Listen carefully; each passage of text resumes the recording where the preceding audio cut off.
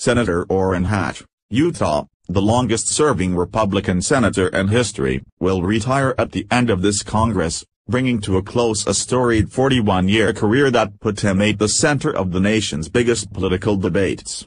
The 83-year-old senator announced his retirement in a short video that recalled his childhood in a ramshackle house built with recycled lumber from the local scrapyard, his youth as an amateur boxer, and his record authoring more bills that have become law than any member of Congress alive today. He said he looks forward to spending more time with his wife of nearly 60 years, Elaine, and his 6 children and 23 grandchildren. Advertisement. Hatch never shied away from fights with Democrats or Republicans and fended off a primary challenge 6 years ago. The Utah senator with an impish smile told reporters on many occasions that he is a tough old bird. But he also was a deal-maker who at times would work with the other side of the aisle. As chairman of the powerful Finance Committee, Hatch capped his career list of legislative accomplishments last month by passing the landmark GOP tax reform bill, which his panel played a major role in drafting. When the Senate passed its version of tax reform a month ago, Senate Majority Leader Mitch McConnell, RK, quipped that Hatch was here the last time this was done years ago, referring to the 1986 tax reform bill. Hatch is third in line to presidency as the Senate's president pro tem, and only Senator Patrick Leahy, DVT, has served in the chamber for a longer time. Hatch's departure creates an opening atop the finance panel, which has far-reaching jurisdiction over taxes, Medicare, Medicaid, Social Security and trade. Senate Judiciary Committee Chairman Chuck Grassley, R. Iowa, who used to chair the Finance Committee, could serve another 2 years as chairman before having to step down because of term limits, if he decides to give up the top slot on Judiciary. He already has reached the limit for time served as the top-ranking minority member of the finance panel. Otherwise, Senator Mike Crapo, R. Idaho, would have a good shot of taking over finance. Over the years, Hatch has played prominent roles in the judicial confirmation battles over Robert Bork and Clarence Thomas, the creation of the Children's Health Insurance Program, passage of the Americans with Disabilities Act and Patriot Act, and enactment of Trade Promotion Authority.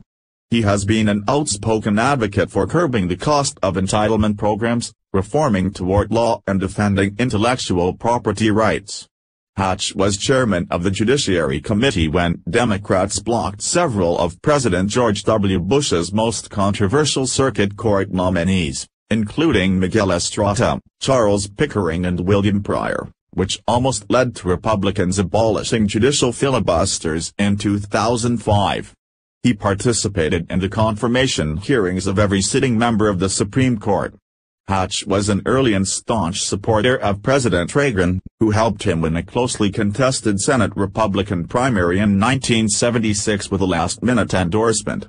He went on to win the general election that year by defeating Democratic incumbent Frank Moss with the effective punchline, "What do you call a senator who's served in office for 18 years? You call him home." Hatch backed term limits when he first ran for Senate, but he currently ranks 9th on the list of all-time longest-serving senators. If he completes his term, he will end up as the 6th longest-serving senator in history. Former Republican Senator Strom Thurmond, SC, served for a longer time in the chamber, but spent part of his career as a Democrat. While Hatch was long been known among colleagues and staff for his courtly, gentlemanly demeanor, he always had a knack for delivering a crisp rhetorical punch to an opponent. He regularly sparred with Democrats throughout his more than 4 decades in the Senate. Hatch blasted his Democratic colleagues earlier this year for acting like idiots after they delayed votes on 2 of President Trump's cabinet nominees by skipping a committee hearing. What Hatch's biggest legacy may be the work he did with liberals such as former Senator Edward Kennedy, D. Mass., and former Representative Henry Waxman, D. California, to expand access to medical care for low-income Americans. Hatch co-sponsored legislation with Kennedy in 1997 to provide health insurance to 10 million uninsured children through a program now known as the Children's Health Insurance Program, which Congress is expected to reauthorize this month. Hatch at the time said he wanted to prove that GOP does not hate children and argued the nation has a moral responsibility to provide coverage for poor children. Hatch also struck a deal with Kennedy and former Iowa Senator Tom Harkin, D., in 1990 to pass the Americans with Disabilities Act, which prohibits discrimination against people with disabilities. That raised hopes among Democrats in 2009 that he might sign on to their comprehensive health care reform bill, which is now known as Obamacare. Hatch initially attended bipartisan meetings convened by then Finance Committee Chairman Max Baucus, D. Montana, but pulled out in July after it became clear he could not support the legislation. The tax bill he shepherded through the Senate last month repealed a core element of Obamacare, the federal mandate requiring most individuals to purchase health insurance.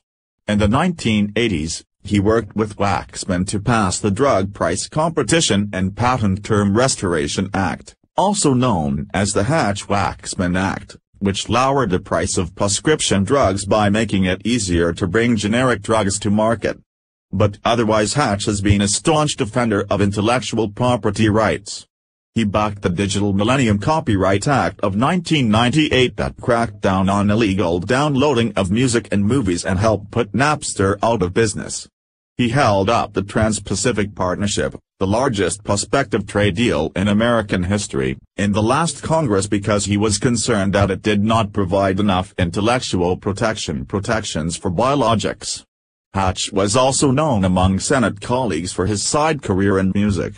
Hatch worked with various musicians to compose more than 300 songs, including the soundtrack to a Hollywood movie, Ocean's 12. The New York Times reported he earned nearly $40,000 in royalties in 2005.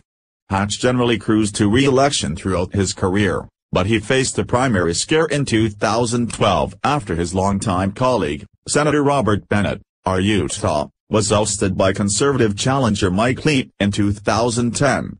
Hatch was vulnerable after voting for Wall Street bailout legislation in the midst of the 2008 financial collapse and later admitted that the vote was probably a mistake, but also defended it as necessary as the nation appeared headed for a recession.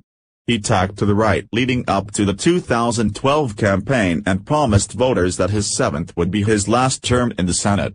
He easily won the primary that year with 66% of the vote.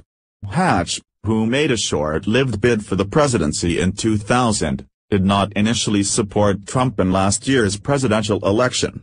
He first endorsed former Florida Governor Jeb Bush, R., and then backed fellow Senator Marco Rubio, R.